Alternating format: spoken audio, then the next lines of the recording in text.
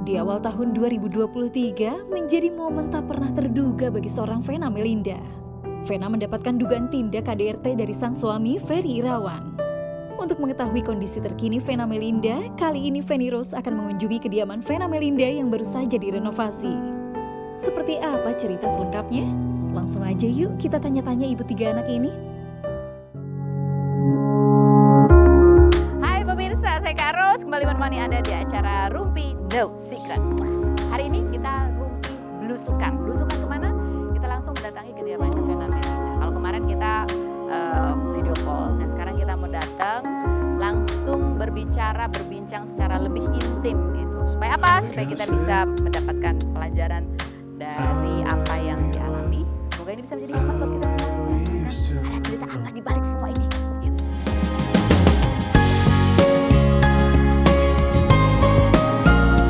Assalamualaikum. Waalaikumsalam. Ibu Vena, terima kasih. Aku sudah diterima. Boleh masuk gak? Masuk yuk, masuk yuk. Berenang dulu apa kita? Masuk yuk. Masuk. Vena Melinda, artis kelahiran 1972 yang menikah dengan Ferry Irawan pada Maret 2022 ini 8 Januari lalu melaporkan Ferry atas dugaan KDRT yang menyebabkan pembuluh darah di hidung pecah dan keretakan tulang rusuk hingga Ferry ditahan pada 16 Januari kemarin.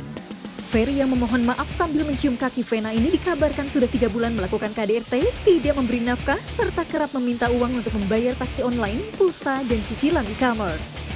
Vena yang sebelumnya pernah menikah selama 18 tahun dengan Ivan Fadila dan dikaruniai 2 anak bernama Feral Bramasta dan Atala Naufal ini pasca kejadian ditemani Atala yang bergegas terbang ke Surabaya dari Jakarta.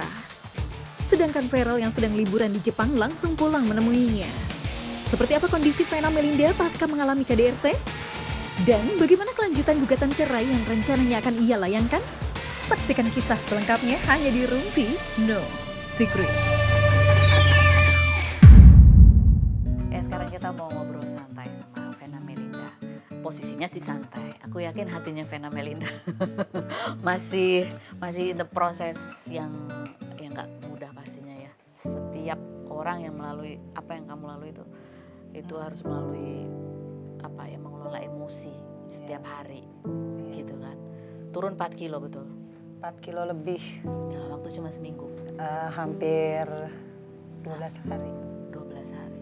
Tapi yang paling ini ya, yang bener-bener gak makan tuh dari yang tanggal 8 itu. Yang kejadiannya jam 8 sampai jam 6 sore, aku tuh gak makan sampai Ibu Neni ya, yang dari Kapolresta Kediri tuh yang khawatir aku pingsan gitu. Karena kan aku habis visum sendiri, buat BAP sendiri, gak makan sama sekali, gak minum, nangis-nangis. Dari nangisnya tuh berarti dari jam 6 pagi sampai jam 10 malam selesai BAP. Non-stop. Sendiri itu. Sendiri. Jadi masih bisa mikir, masih bisa ingat, masih bisa argumen sedikit tentang macam-macam lah. Kamu kan bercerita bahwa udah 3 bulan nih sebenarnya ada mulai tanda-tanda gitu ya. Kamu merasakan ada perilaku yang keras gitu. Kapan, momen apa sebetulnya di mana kamu tuh mulai sadar kayaknya ini ada yang salah nih, ada yang nggak bener nih gitu. Sebenarnya di 17 November itu ada kejadian di Medan. Itu pertama kalinya aku merasakan ya. 17 November, karena aku ingat banget aku dipanggil sama salah satu BUMN untuk jadi bintang tamu, ya itu juga sama mengalami kekerasan. Tapi itu aku pikir ya, karena dia kan selalu minta maaf ya sama aku, dia selalu meyakini aku bahwa ini gak akan terulang lagi, demi Allah, demi Rasulullah. Dan memang aku masih mencintai Ferry kan, jujur aku tuh mencintai Ferry luar biasa. Artinya sejak kejadian di Medan ada lagi di rumah, paling sering kan di atas. Jadi di atas itu pasti di kamar lah. Dan pasti juga TV digedein kan. Makanya hanya kedengeran teriakan-teriakan aku. Mbak aku dengar, apalagi mandiin Fania pasti denger lah. Cuma kan mereka kan namanya mbak ya, gak mau ikut campur. Cuma aku tuh selalu berpikir, masa sih dia udah demi Allah, demi Rasulullah gak bisa berubah gitu loh. Untuk bisa, apa sih sebenarnya keributan tuh sebenarnya gak penting gitu loh, Feni. Maksudnya aku aja udah komit sama dia, kita dari nol ya. Ya udah dari nol. Sebenarnya aku nggak masalahin masalah harus bayarin ini atau kita nggak dapat penghasilan rutin, nggak pernah masalahin itu. Cuma KDRT fisik dan tanggal 8 itu cukup membuat aku tahu siapa dia. Karena kalau aku terusin tadi ceritanya, pada saat security hotel datang dan nanya, Pak Ferry ada apa? Aku tuh kan di sini duduk, dia kan di situ berdiri. Petugasnya datang di sini. Aku lihat kok cara dia mempersiapkan diri, body language dan mimik. Oh, saya nggak tahu, bukan saya loh. Itu poin dimana aku langsung tek, Masya Allah, ini imamnya.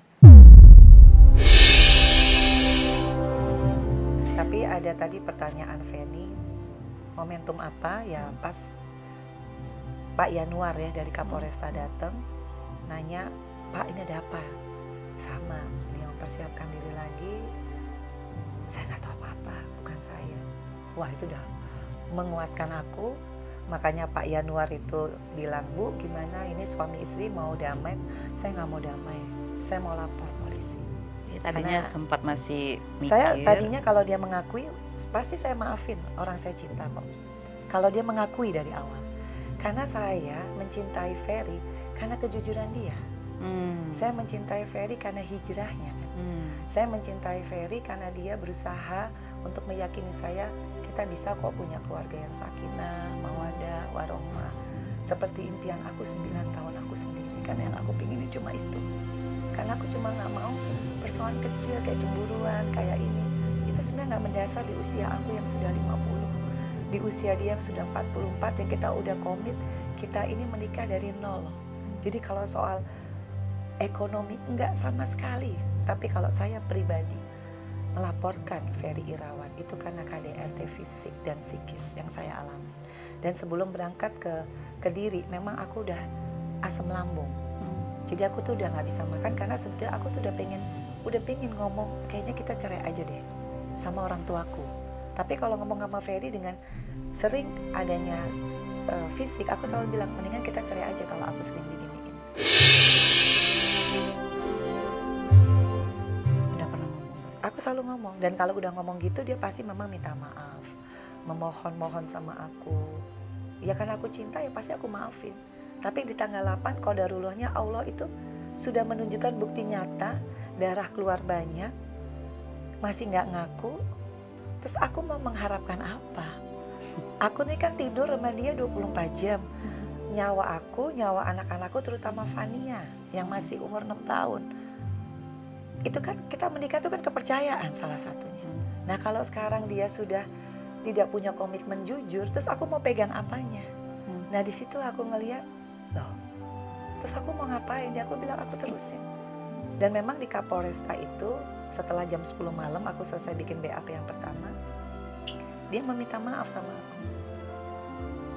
Ya aku terima maafnya, tapi bukan itu yang aku mau. Sebagai laki-laki, sebagai imam, mengakui saja. Pasti aku maafin. Pasti kita akan bisa kekeluargaan, karena kan mengakui dulu. Kalau orang nggak mengakui, terus ngapain saya lapor ke polisi kalau memang nggak ada apa-apa? Dia mengakui. Waktu di situ dia belum mengakui. Tapi dia bikin video yang banyak yang sekarang saya juga nggak tahu siapa yang menyebarkan, tiba-tiba tersebar. Dia sudah minta maaf mengakui salah. Waktu itu dia belum mau di BAP karena kan tensinya naik. Saya nggak ngerti ya. Tapi saya sudah melengkapi BAP, saya sudah visum lagi, melengkapi visum yang pertama. Visum semua, ronsen sini. Karena yang sebetulnya yang ini kan udah sering kan, kalau dipiting sedemikian keras tuh kan, itu yang kesakitan. Jadi kalau habis dipiting terus aku selalu bilang, Bi kok aku sakit ya? Karena tulangku kan tulang benua. Aku kan 50 tahun, Fen. Jadi kalau di squeeze dengan tenaga dia yang dia pesilat, dan dia selalu kan apa-apa pakai tenaga dalam. Dia sakitnya setengah mati. Makanya kalau diginiin aku udah tinggal sampai badanku udah tinggal begini. Karena kan dikunci di sini ya kaki lemas, tangan lemas.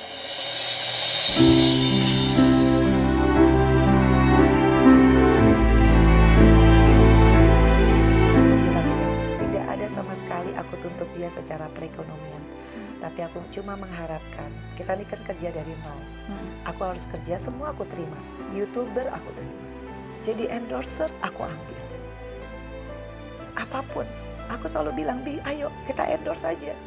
Aku kan gak di DPR lagi, ayo kita endorse. Mau dari kecil-kecil honoring apa-apa. Aku willing banget gitu sama dia, semua dari nol, aku willing. Tapi tolong sayangin aku aja. Isi hari tuaku nih dengan yang seneng-seneng aja gitu. Kayak kita, ya memang aku tabungan ada, tapi kan gak banyak ya Feni. Aku kan baru renovasi rumah. Jadi aku tuh kecewanya, dia udah mengaku. Kemudian di BAP, dia sudah mengaku juga. Itu pun di BAP mengaku gara-gara, aku inget banget jam 3, apa jam berapa itu. Aku mau keluar dari Polda, tiba-tiba dia bilang, saya mau ketemu Vena. Aku bilang, apalagi kalau nggak ngaku ngapain ketemu? Itu yang nyaksiin banyak kok, boleh tanya orangnya masih hidup semua. Saya bilang, saya mau ketemu Pak Kanit, asal dia ngaku. Ya, Ibu coba aja. Ada Kanit, ada Ibu Masita dari SPKT ya, yang bikin BAP. Ada Atala juga di depan aku. Ada polisi banyak tuh, karena di ruang Kanit.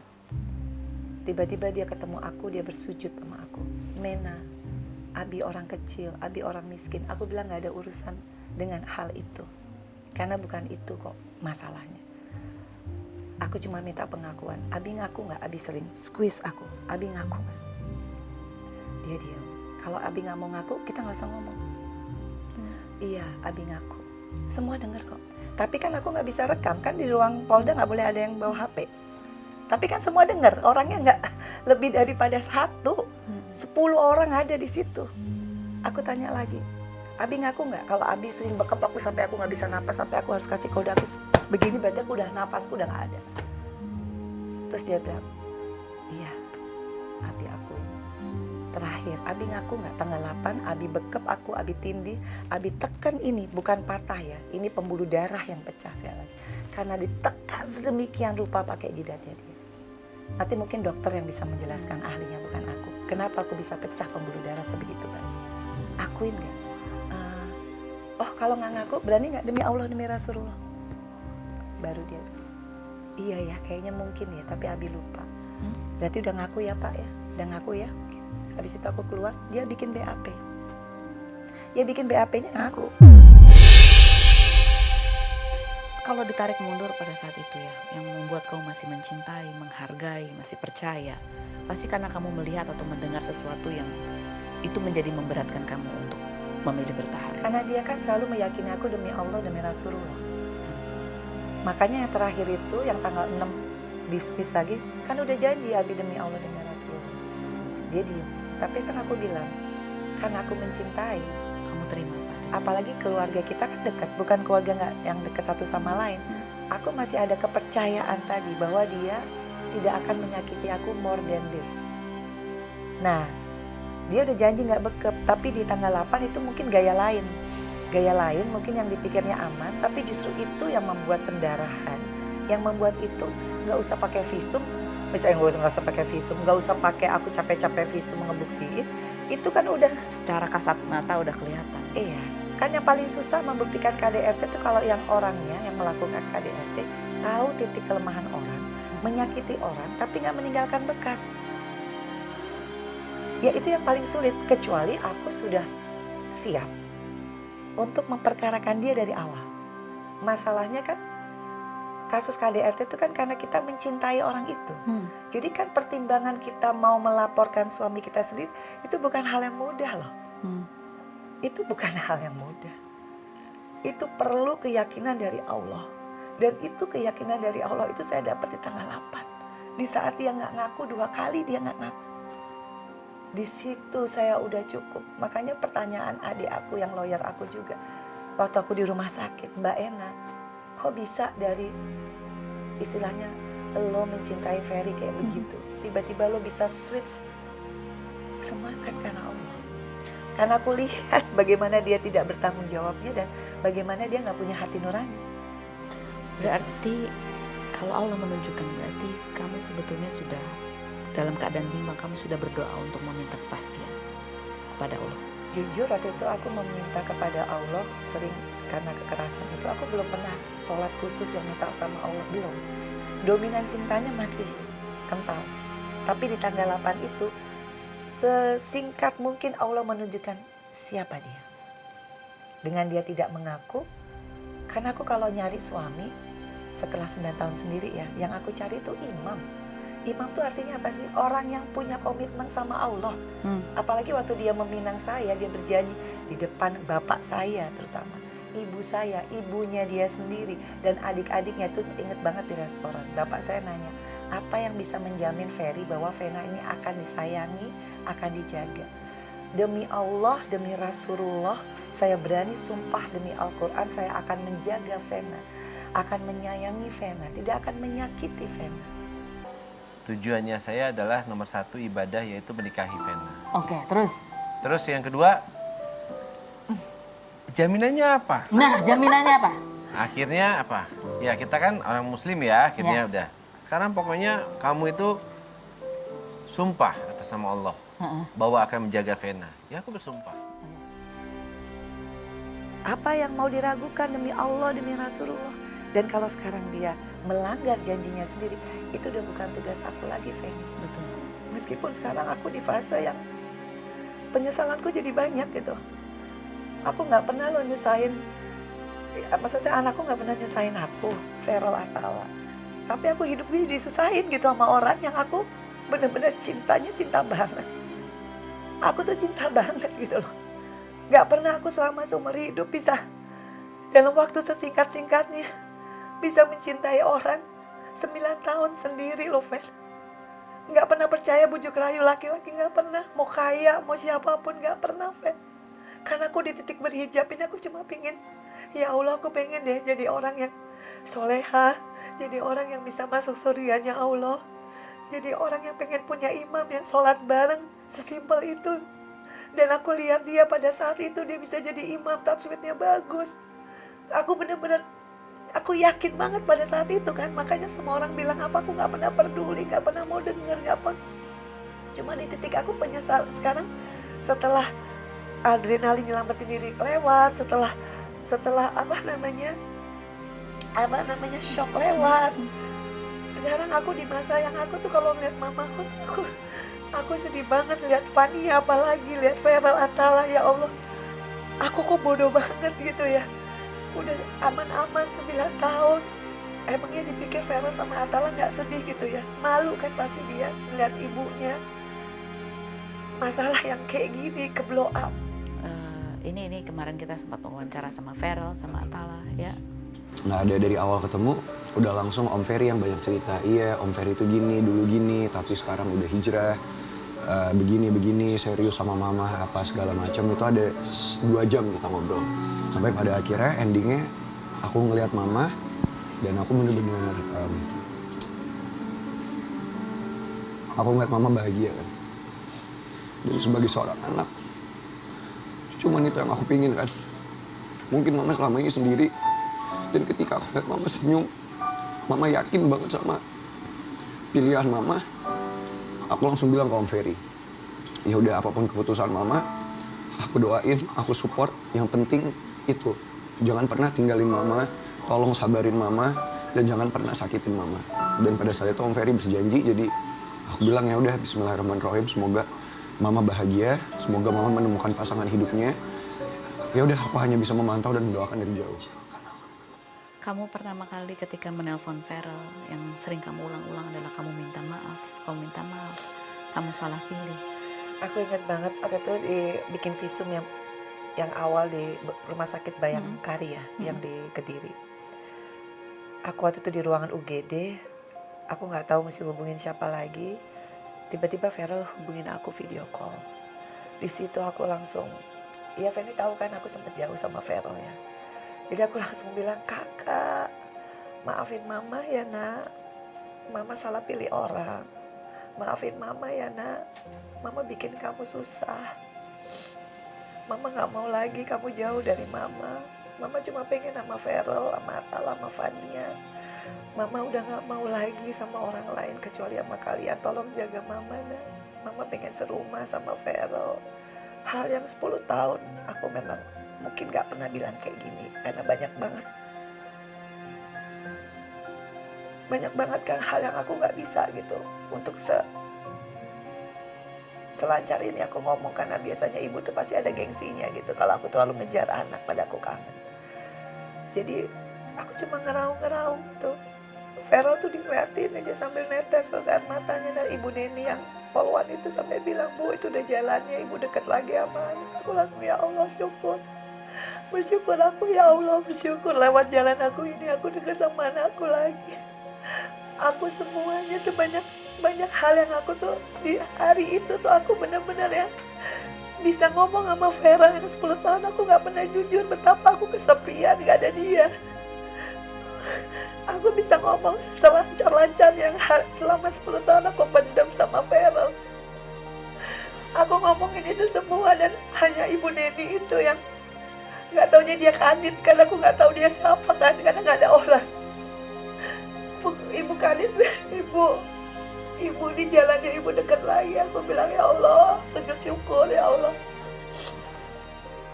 Banyak banget sih tanggal 8 itu peristiwa membuat aku tuh dibuka sama Allah, yaitu sekat gap yang selama ini sama Feral ada, dia dengerin sampai nangis.